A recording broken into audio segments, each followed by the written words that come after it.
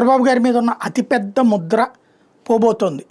ఇదివరకు ఆయన జీవితంలో సాగునీటి ప్రాజెక్టులు కట్టలేదు అనేటువంటి ముద్ర. కిందటిసారి పట్టిసీమ కట్టించి కొంతవరకు అది పోగొట్టుకున్నారు, కానీ అది కూడా రిజర్వాయర్ అని చెప్పి అది ప్రాజెక్ట్ కాదు. అయితే ఆయన హయాంలో ఇప్పుడు పూర్తవుతున్నది పోలవరం 83% పూర్తయిందట, తోటపల్లి 95% పూర్తయిందంట, గొండ్లకమ్మ 98% పూర్తయిందంట.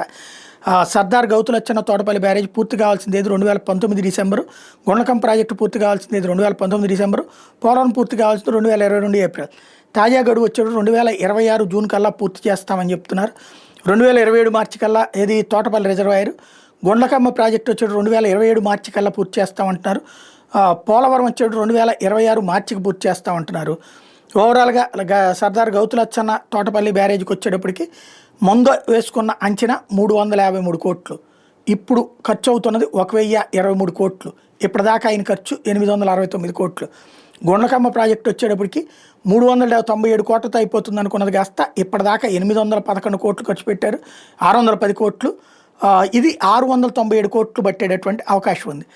అలాగే ఏదైతే పోలవరం ప్రాజెక్టుకి వచ్చేటప్పుడు 10,151 కోట్లు మొదట వేసిన అంచనా, తర్వాత 55,548 కోట్ల రూపాయలు సవరించిన అంచనా ప్రకారం ప్రస్తుతానికి ఇప్పటిదాకా చేసిన ఖర్చు 24,347 కోట్లు, 83% పూర్తయింది. అది పూర్తయితే ఇక రూటు మారిపోతుంది.